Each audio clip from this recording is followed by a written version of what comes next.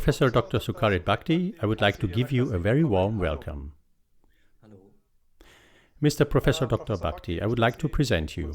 You are a highly renowned specialist in microbiology and infectious disease epidemiology, also a Professor Emeritus of the Johannes Gutenberg University in Mainz, where you were head of the Institute of Medical Microbiology and Hygiene from 1991 to 2012, and also trained thousands of physicians.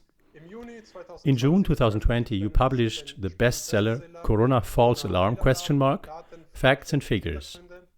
Well, what has changed since the publication of this explosive book until today?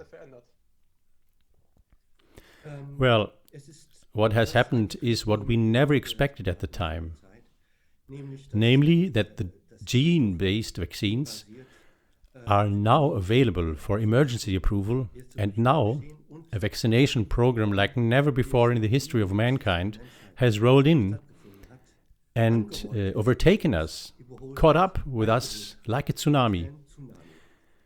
And this is something so frightening, so terrible, that we are simply speechless. Well, what do you think of the media coverage around the COVID-19 vaccination, which has also already begun very early? The coverage is frightening, because it's obvious that the media as a whole, the public and the major newspapers, they are fully on the government's track. And they are really pushing a vaccination program in a way that I think is unconscionable. It is so dangerous what is being done right now to the entire population. And they're passing it off as something absolutely necessary and important. And nothing could be more wrong. Yes, this is really an unprecedented vaccination campaign that has just started now, that was planned from the beginning, when there was not even a vaccine. So, does this also maybe create the impression of a blind actionism? Or do you suspect actors behind the scenes who also knew about this from the beginning and initiated it? You also talk about superpowers behind the scenes. How do you see that? I am for certain not a conspiracy theorist. Me and my wife, we are not. We are not on the left, we are not on the right, we are in the middle. We are standing for science, for people's health, for our friends, for children and our children's children, for the next generation. And when we say that it looks unfortunately like as if everything was planned long ago, then it's because everything speaks for it. That's why we say that. Nothing speaks against it. Otherwise, it wouldn't be conceivable that this vaccination program starts right now with, as I said, potentially extraordinarily dangerous gene-based vaccines that have not existed before. This is something that the public needs to understand, that what is going on right now is a large-scale experiment on humans. We do not know enough about the vaccine at all to use it on humans. It hasn't been adequately tested in animal models. And because this is a genetic vaccine, that means you don't get a foreign protein or a foreign substance, but you get a foreign viral gene injected into your body. So you should at least think about everything before, or you should try it and not cover everything up. That's what happens right now. Yes, it's also very interesting. For decades now, we've been experiencing a massive protest movement against genetically modified foods. So many alarm bells go off just thinking about that, if they hear the word genetically modified. But with these new vaccine technologies, obviously, that's not a big issue, isn't it? Well, for us, it's completely incomprehensible that people here don't stand up and demand of their governments that there are open discussions with people who think differently. Because what we say it for a reason. And first, I'm going to say the gist of it and then justify it. So, before a vaccine is approved, it has to be, or until now it was like that, it has had to be tested. And it has to be shown that the vaccine works. What does effectiveness mean? It means that the vaccine or the vaccination has to protect not against the infection, but against the serious disease and death. That's what a vaccine must do. And it has to do it at an affordable price. That means no vaccine can be completely safe. There will always be side effects with one or the other person. And the percentage of side effects must not be disproportionate to the benefit. So, for example, let's take tetanus. If we take tetanus, if 100 people get tetanus, most of them will die of tetanus, even today. If 100 people are vaccinated, no one will die of tetanus. That's what I call effectiveness. And that is the point where I would say immediately, people, let's vaccinate against tetanus. The same is valid for other vaccinations that are good. Now, how is it about COVID? First of all, you have to understand, and the numbers now are official, we didn't invent them, no, but John Ioannidis published these numbers, I think it was in the middle of October last year, on the first page of the WHO bulletin. If a person under 70 or if people under 70 get COVID-19, an infection with this SARS-CoV-2 virus, then the death rate was less than 0.1%, at about 0.05%. That was the mortality rate, with or from the virus. Even people with underlying medical conditions have been included in this group. So, if the mortality rate is that low, there is no vaccine in the world that is going to be able to push it down any further. It's just not possible. Sorry, I don't mean to be cynical, but if only 5 out of 10,000 die, you cannot bring that number down to 4 or 3. There is no study that would show this significance.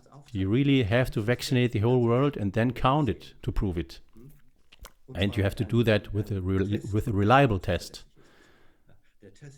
So, effectiveness has not been proven because there can be no effectiveness. If there is no effectiveness in this group, you have to ask why you vaccinate this group. And then again, if you come back and say, all right, but it's the elderly over 75 with pre-existing diseases who would maybe benefit from this vaccination, then you would immediately say, all right, then there's nothing to be said against vaccine development. But to show the effectiveness, also this group must be tested then. Then we have to have 2 groups. One group is vaccinated, the other one not, and then you have to count how many serious illnesses and deaths were there. And that hasn't been done, and I'm sorry to say that, but it's being done now without people knowing that they are participating in a trial. So the safety also must be ensured, which means that the number of serious side effects must not be high. How high? Well, there is no percentage. It depends on how high the benefit is, how big the benefit is. In this case, it's like that the benefit for people under 70 is practically 0. That means every serious incident is too much, is not acceptable. How can these side effects occur? And the question is, are there any side effects at all? And the answer is, right in the beginning, when these vaccines were tested, it was seen that many people had really very unpleasant side effects from it. Some got really sick, and unfortunately, very, very little was reported about it.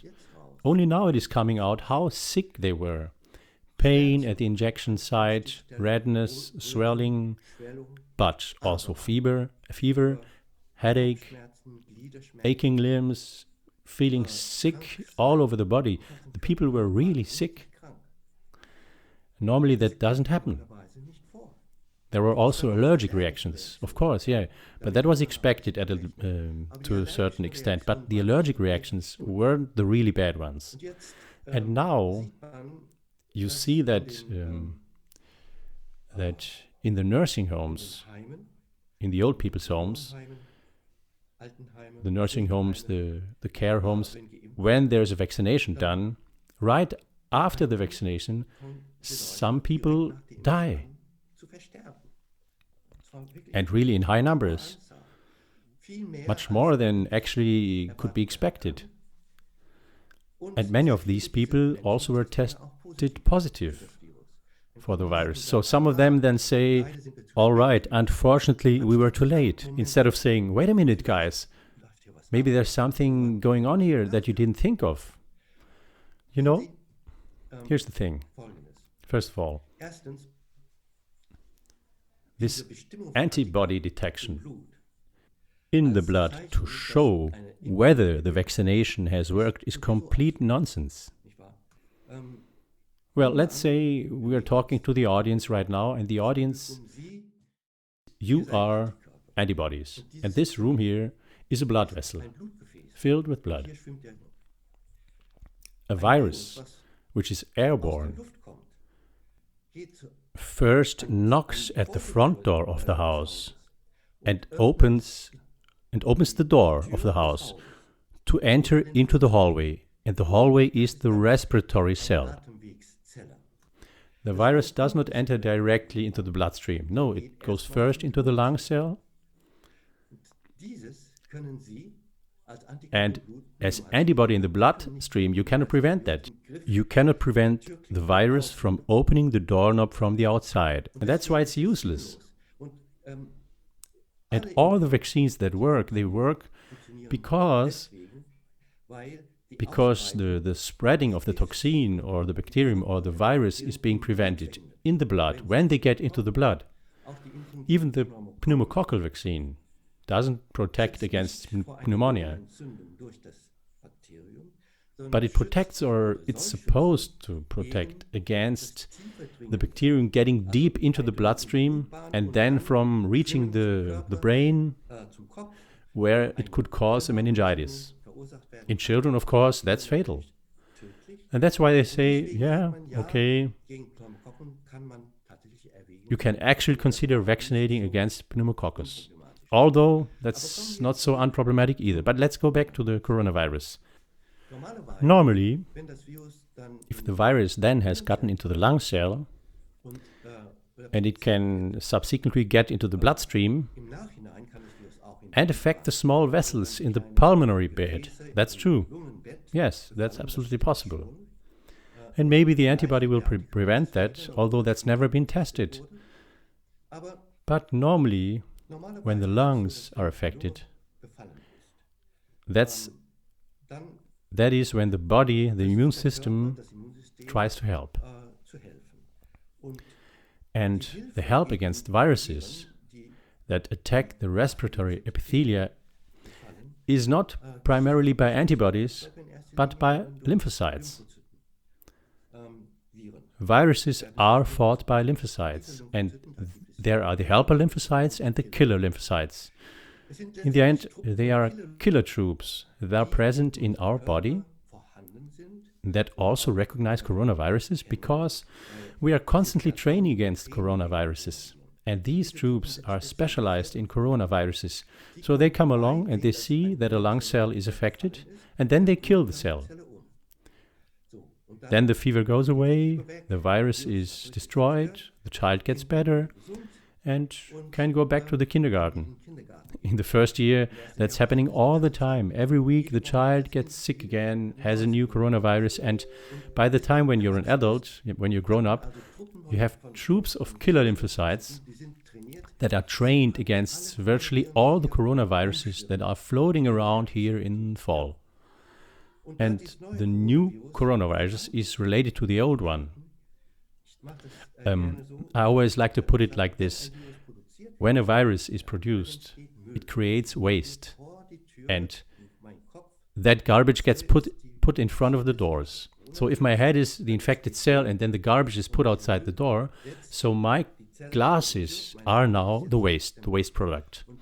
And my killer lymphocytes recognize the waste, not the virus, but the waste. In front of the door, there is a sign saying, this cell is sick, please kill the cell.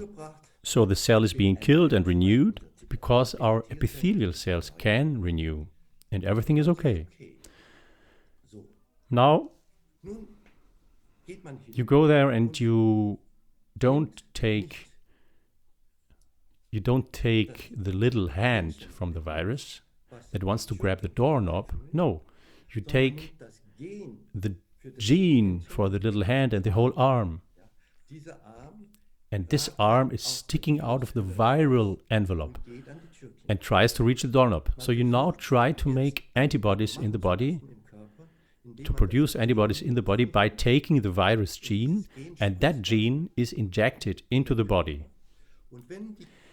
And when the body cells take up this gene, the respective cells will produce these little hands. And the hope is that these artificially produced little hands, with the whole arm on it, will then be detected by the immune system, and antibodies will then be produced against them.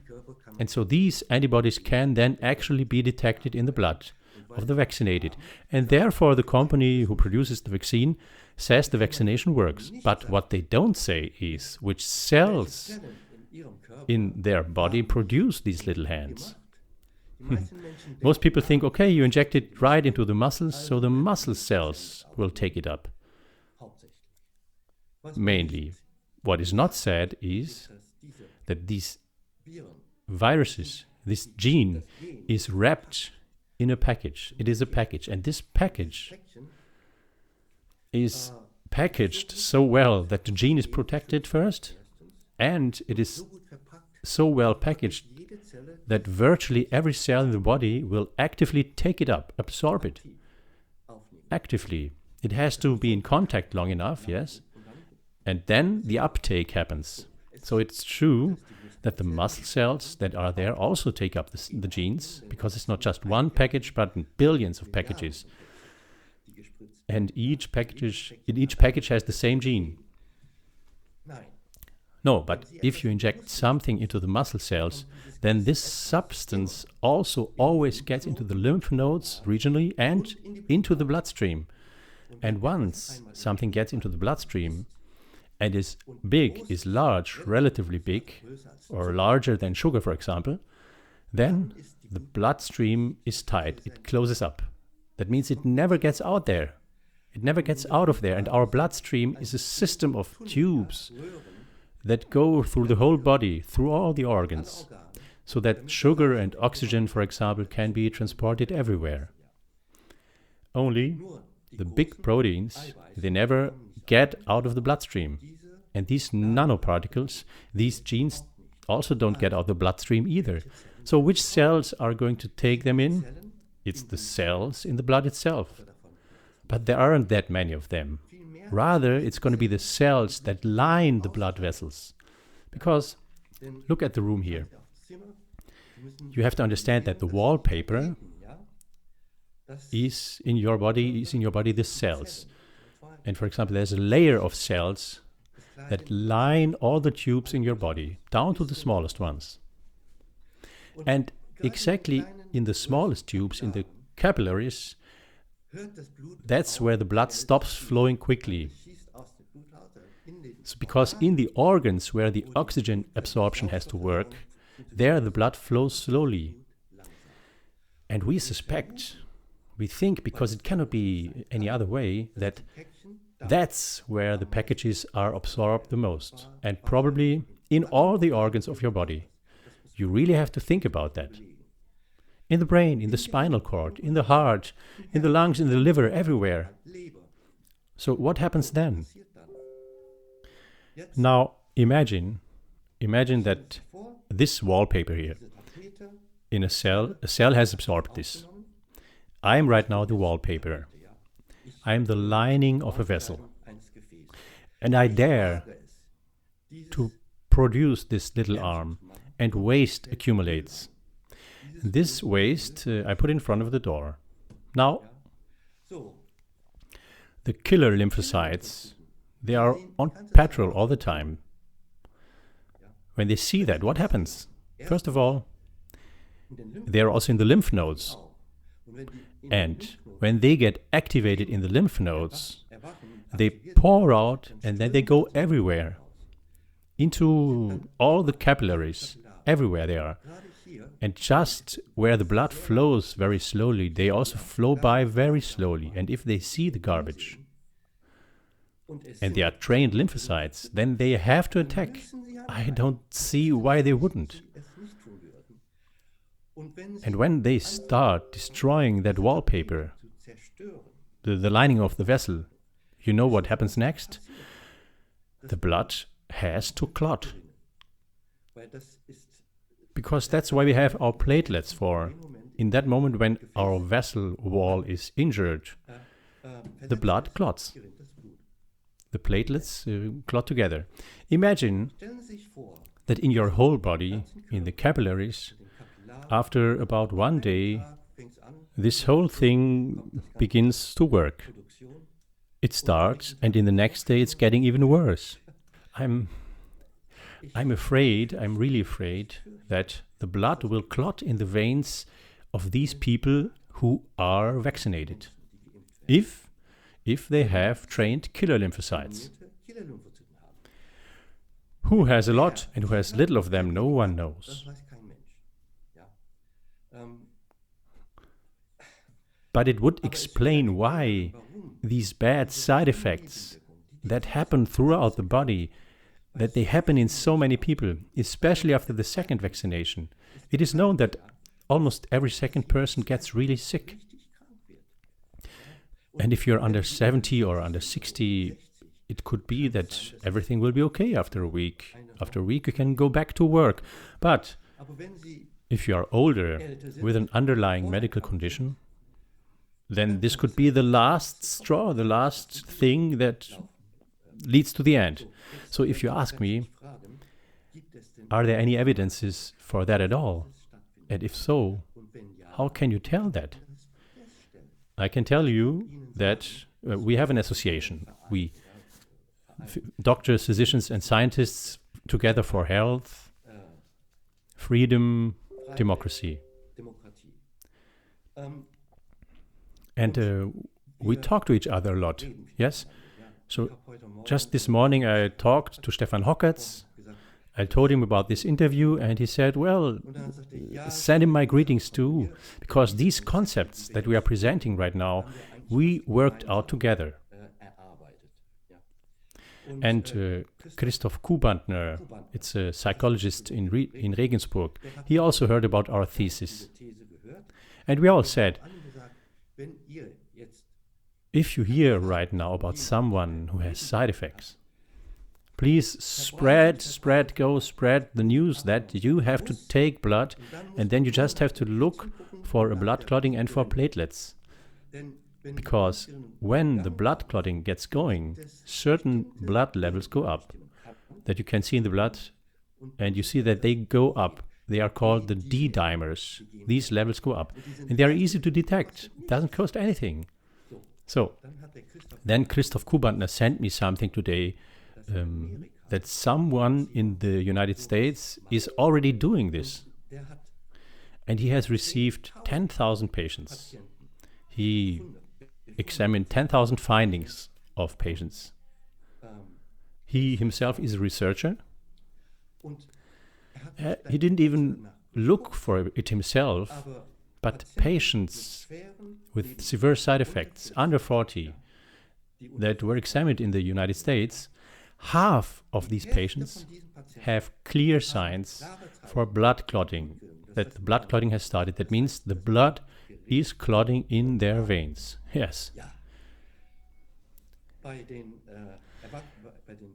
With the older people, it's not as much, but Stefan Hockerts told me immediately that's because most of them are taking anticoagulants anyway. So, and we are writing this in our new book chapter right now, too, that everybody is telling this. If someone has severe side effects, it might be good to give anticoagulants, antiplatelets.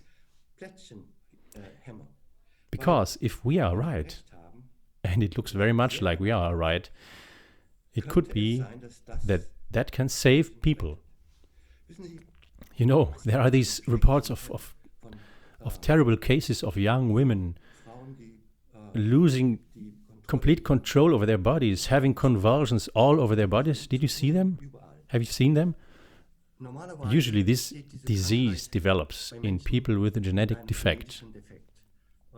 And in these people, it is a small area in the brain that dies prematurely. And this area is responsible for the control in another area of the brain that controls movement. Amazing. So, this will be our guess. If in this area there was a clot, so that those cells wouldn't have enough oxygen, then those cells also would die. Something like that, you see? And you won't find anything like that in these women because they won't die. It's cruel to think about it, but they will never recover again. But if our guess is right, then the state prosecutor must immediately insist that these people are being autopsied, and then there must be going on a search for blood clots in their various organs. Because those clots, they stay, they never go away. And that would be the proof. That's why we call on everybody. If someone is showing side effects, take blood and determine the coagulation levels. Secondly, think about maybe giving anticoagulants, because that could be life-saving. And also with the deceased people, young or old, you have to insist that autopsies are being done. So that's it.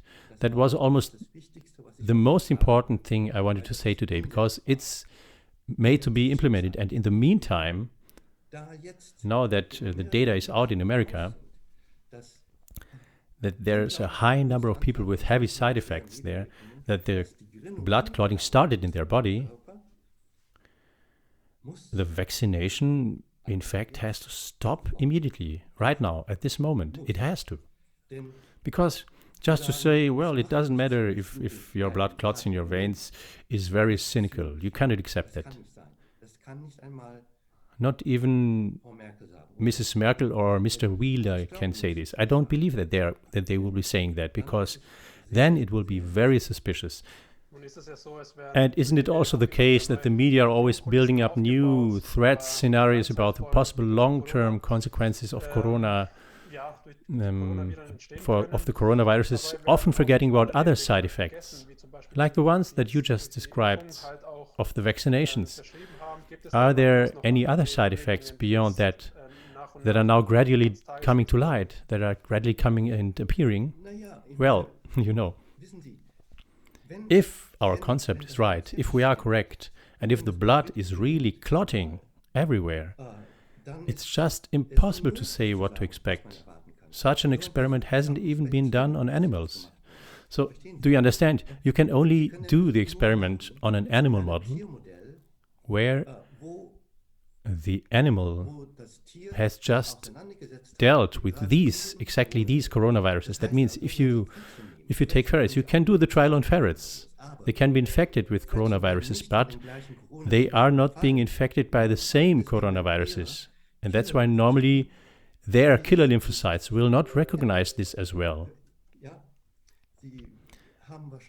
You have probably heard of more and more cases of people whose platelet levels, whose thrombocyte levels decreased a lot, and these people sometimes got fatal hemorrhages. For example, a doctor in America, 46 years old, bled to death after Christmas. And there are several cases right now. And do you know what happens when the blood clots in the vein? In many places, even if these vessels are small, the platelet levels drop precipitously because they get used up. And where that happens, how that happens, nobody knows. If you have hypertension and the levels drop sharply, the levels of the platelets, and you have the tendency to bleed, you can have a stroke. It's like that. If it happens in the arteries of your heart, so you can get a heart attack. You can imagine everything, and everything is possible. But how can it happen then? All of this is happening right now, and although the first studies are already being done on children and on young people, the Oxford University started with this, and here in Germany, the vaccine is already announced for the summer. How do you think about that? Well, we are trying this. We are trying together with you to stop this. We try to appeal to the common sense of the parents. The parents, they cannot accept this. Just about another danger, and maybe this danger already happened. Pay attention, please. If my lymphocytes have been activated because I put this waste in front of my door that they recognize, what happens? What happens when the police comes by and sees such a cell? It calls the brothers and sisters from the lymph organs, because there are many that rest there. And these that were awakened from their sleep, they do the following. They multiply. The lymphocytes multiply. And so the force grows larger, the troop grows larger, and they get stronger, and they strengthen their memory as well. That's why it is like that. Imagine that you have been vaccinated. Imagine that you vaccinated a child, and this child did well with vaccination because probably it doesn't have as many killer lymphocytes as you do, because the child is not as well trained yet. But now, the child has those killer lymphocytes. Now in March and April, in April maybe, when the peak of corona comes, the high time of corona comes, maybe some other virus, the child gets some other kind of coronavirus, maybe the mutant. And normally that mutant wouldn't do anything. But now, the killer lymphocytes are so upset, so angry in that moment, when the lung cells puts a little bit of that waste in front of the door, then they go into a rage, and I don't want to be that kind. It's an overstimulation, yes? You would call that an antibody-dependent enhancement of the disease. And we suspect that this series of deaths in nursing homes has come because these people were infected with corona, actually, quite normally. And these diseases normally run extremely harmless, even in many elderly people. And it is actually known that in the population, normally about 1% carry these coronaviruses. They carry them in themselves and they don't get ick. They are not getting ill. And it's possible that in these people, the killer lymphocytes are being activated, and that's when they become really sick. Maybe they die. And that would be the antibody-dependent enhancement of the disease. That can happen now, tomorrow, the day after tomorrow, next month, next year. And that's why it's so dangerous. You cannot do that. You cannot do that. Just imagine if just a little bit of all of this is true, then they are not allowed to do it. If only one child out of 10,000 gets sick to death, you are not allowed to do it because the children don't get sick anyway, and that's the absurd thing. And nevertheless, it's like that more and more vaccines are being approved, and many refer to this and literally rush to these new vaccines. How can it get to this? How can it be that the science allows something like this and that regulations are being just overridden? I don't know. That's something I just don't know. I only know that it's a crime. It's a crime. And the approval agencies, they should all be sued. Really sued. Because they have violated their duty. And they violated it in a way that is just unacceptable. And these people, they should understand something about it. I'm not the only one who knows it. No, it's not the case. There are so many intelligent people that know a lot in this world. And what I'm really disappointed a lot is that of all these intelligent, knowledgeable people out there, the colleagues, they don't say anything or even distance themselves from me.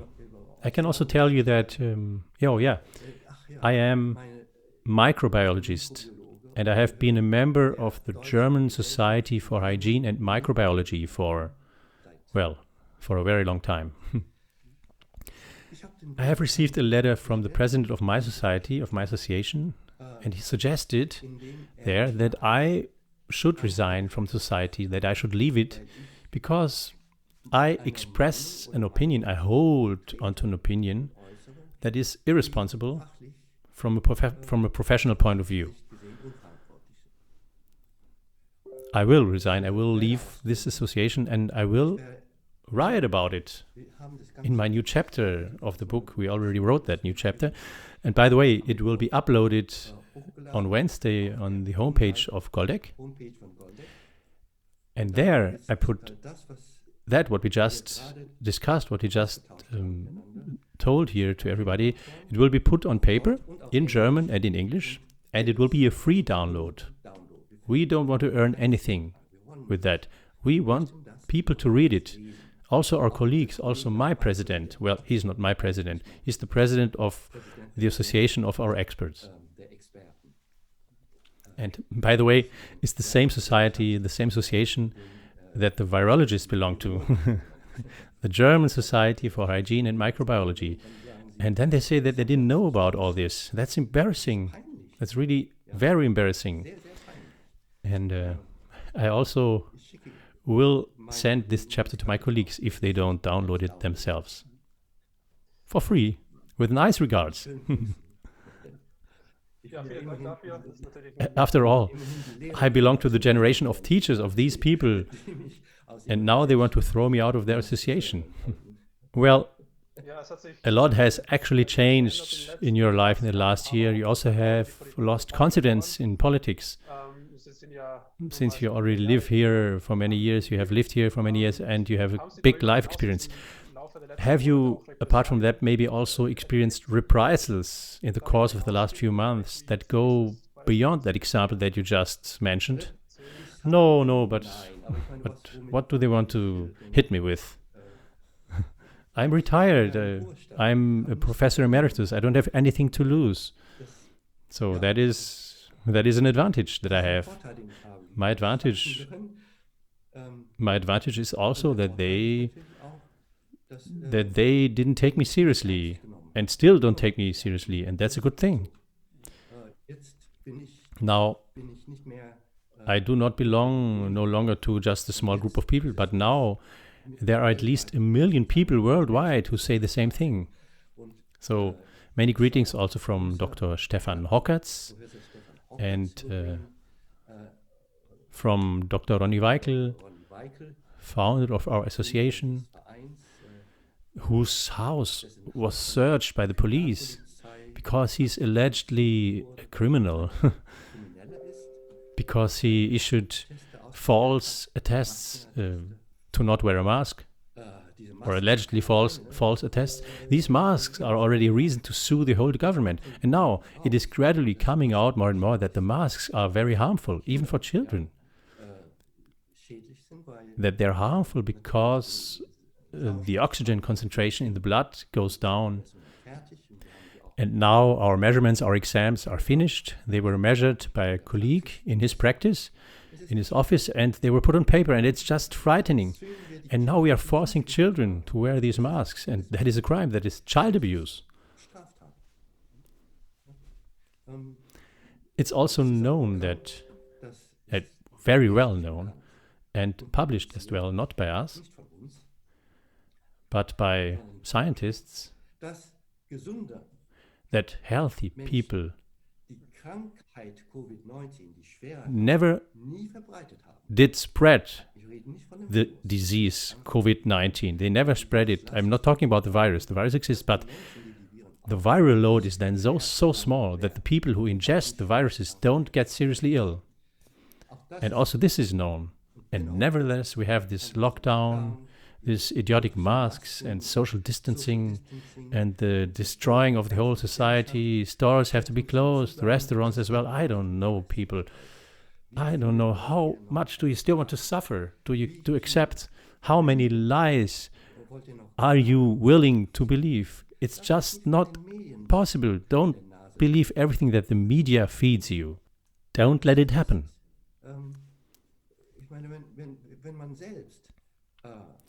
If you use your own, no, if you close your eyes and your ears and you believe that you are in danger, and I don't believe Bhakti because of that, what he said, it was just nonsense, instead of just go there and say, okay, now it's 10 months since the first talked about it. That was Bodo Schiffmann, Stefan Hockertz, Wolfgang Wodak. What has been wrong about that, what we said? Let's look at the numbers and let's discuss about it. And please take care, pay attention, because what we are saying right now shouldn't be wrong about the vaccination. If we are right about it and you didn't listen to it, then it's a crime. It's not a small crime, but it's a huge crime. It's a serious crime. Mr. Professor Bhakdi, thank you very much for all of these informations that you gave us. Maybe as some last explanation or a last commentary, what could you tell the older people out there to encourage them, to give them courage from your point of view? Well, yes, with pleasure. From my point of view, there is reason to rejoice. Reason for joy, because, as I said, since the end of November, it's completely clear and completely obvious that healthy people do not spread the severe disease in the public. So for all the older people out there in the public, it's great news. Yes? Second, for these with a previous medical condition, I can say that the disease is not worse than a flu. It's not worse than a flu. And that's why you don't have to be so afraid.